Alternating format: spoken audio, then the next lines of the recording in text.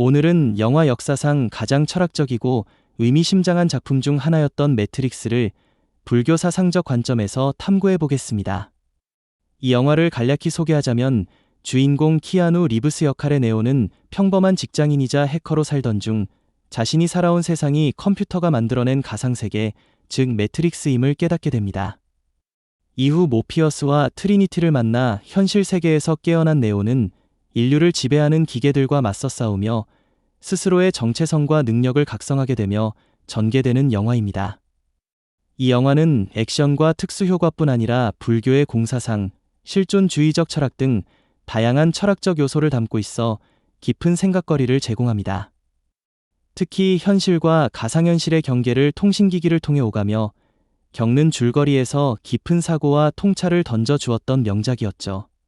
영화가 끝난 후 쉽게 가시지 않았던 잔상은 왜였을까요? 무엇이 진짜인가? 내가 느끼는 것, 냄새 맡는 것, 맛보는 것, 보고 있는 것은 전기 신호일 뿐이야. 모피어스는 우리가 현실이라고 믿는 모든 감각이 사실은 뇌 속에 전달된 전기 신호일 뿐이라고 말합니다. 이것은 불교의 공사상, 즉 현실은 실체가 없는 인식의 산물이라는 주장과 일맥상통합니다. 우리가 집착하는 현실도 사실은 조건과 인식에 따라 만들어진 것에 불과하다는 메시지입니다. 현재의 삼지금의 현실은 불교에서 말하는 공사상과 비유될 수 있습니다. 매트릭스는 우리가 살아가는 현실이 과연 진짜인지 의문을 던지는 영화입니다. 주인공 네오는 가상현실인 매트릭스에서 벗어나 엄청난 현실을 깨닫게 되죠. 우리가 보고 있는 현실은 컴퓨터가 만든 허상으로 고정된 실체가 없었던 것이죠. 이는 불교의 공사상을 떠올리게 합니다. 공사상이란 무엇일까요? 그것은 우리가 보고 느끼는 모든 것은 고정된 실체가 없으며 궁극적으로는 환상에 가깝다는 것입니다. 우리 눈에 비춰지는 환상은 연기에 의해 존재되고 있으며 연기란 모든 현상과 존재는 독립적으로 생기지 않고 서로 의존하여 관계 속에서 나타난다는 의미입니다. 네오의 각성과 불교의 깨달음. 그는 처음엔 자신이 누구인지도 모른 채 익숙한 현실 속에서 불안함을 느끼며 살아갑니다. 하지만 마음속 깊은 곳에서 이게 진짜 현실이 맞는가? 라는 의문이 계속 떠오릅니다. 이는 불교에서 말하는 무명의 상태, 즉 진리를 알지 못하는 어둠 속에 있는 중생의 모습입니다. 그러던 중 네오는 모피어스를 만나게 되고 두 개의 알약 중 하나를 선택해야 하는 순간에 이릅니다. 파란 알약은 익숙한 환상 속으로 돌아가는 것이고 빨간 알약은 진실을 마주하고 깨어나는 길입니다. 이 빨간 알약은 불교에서 말하는 초발심 즉 진리를 향해 첫 발걸음을 내딛는 마음과 같습니다. 이는 단순한 선택이 아니라 고통과 무지로부터 벗어나기 위한 깨달음의 결심입니다. 네오는 빨간 알약을 선택함으로써 본격적인 깨달음의 여정을 시작합니다. 그는 고통스럽고 불편한 진실과 마주하고 자신이 살아온 세상이 사실은 거대한 가상현실, 즉 매트릭스였음을 알게 됩니다. 이는 마치 수행자가 새 속의 헛된 욕망과 허상을 버리고 진리의 길로 나아가는 것과 같습니다. 불교에서 깨달음은 단순히 지식이나 논리로 얻어지는 것이 아니라 자기 안의 두려움, 집착, 무지와 끊임없이 싸우며 몸과 마음을 닦아가는 과정에서 얻어집니다. 네오 역시 매트릭스라는 허상 속에서 수련과 시련을 거듭하며 자신의 한계를 넘어섭니다. 각성의 순간 네오는 두려움과 의심을 내려놓고 더 이상 매트릭스의 법칙에 구속되지 않는 존재로 다시 태어납니다. 이는 곧 불교에서 말하는 깨달음, 자신의 본성과 세계의 실상을 꿰뚫어보고 집착에서 벗어나 자유에 이르는 경지와 같습니다.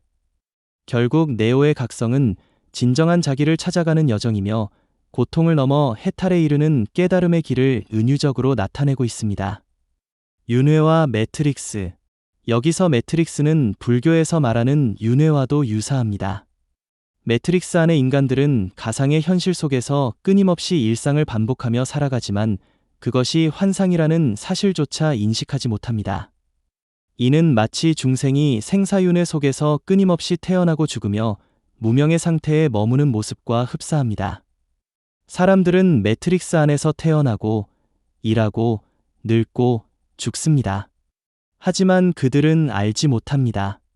그 모든 삶이 사실은 가짜 현실, 컴퓨터가 만든 시뮬레이션이라는 사실을요. 이 모습, 불교에서 말하는 윤회와 참 많이 닮아 있습니다. 윤회는 우리가 끝없이 태어나고 죽고 또다시 태어나기를 반복하는 고통의 순환입니다. 왜 그럴까요? 무지, 진실을 보지 못하기 때문입니다. 그리고 집착, 익숙함에 기대려는 마음이 우리를 계속 그 반복 속에 머물게 합니다. 매트릭스 속 인간들도 마찬가지입니다.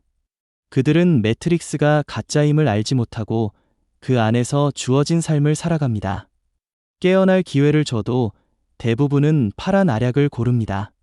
익숙한 가짜 현실이 낯선 진실보다 더 편하기 때문이죠. 이것이 바로 윤회에 머무는 중생의 마음입니다. 그가 구원자가 될지 아닐지는 내가 아니라 그가 스스로 선택해야 해. 불교에서는 자기 해탈은 자신만이 할 수 있다고 말합니다. 깨달음은 남이 대신 열어주는 것이 아니라 자기 안에서 스스로 찾아야만 합니다. 오라클의 말은 자기 선택과 자기 책임, 즉 자등명 법등명의 정신을 보여줍니다. 스스로를 등불 삼고 진리를 등불 삼으라는 뜻이죠. 업과 연기.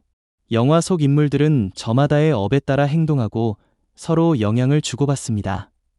네오의 운명은 혼자만의 힘으로 이루어지는 것이 아니라 모피어스, 트리니티, 오라클 등 여러 인물들과의 인연 직연기에 의해 바뀌는 세상을 보게 됩니다.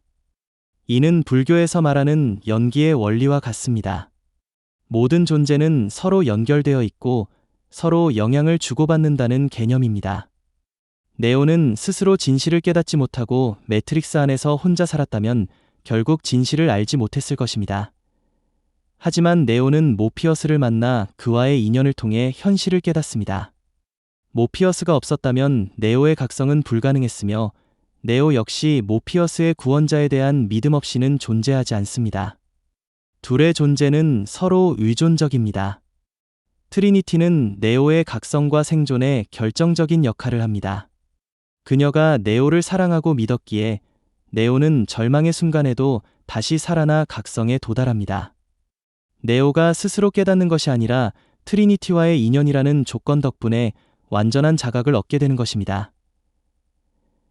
예언자 오라클은 네오의 선택과 행동에 지대한 영향을 미칩니다. 오라클의 예언이 없었다면 네오는 자신의 정체성과 능력을 믿지 못했을 것입니다. 네오의 각성은 오라클이라는 인연에 의존합니다. 네오와 에이전트 스미스는 서로에게 끊임없이 영향을 미치며 존재합니다. 네오의 능력이 강해질수록 스미스도 함께 성장하며 둘의 싸움은 서로의 존재를 조건으로 하고 있습니다. 궁극적으로 네오가 깨달음을 얻을 수 있었던 것은 스미스라는 대립적 존재가 있었기 때문입니다.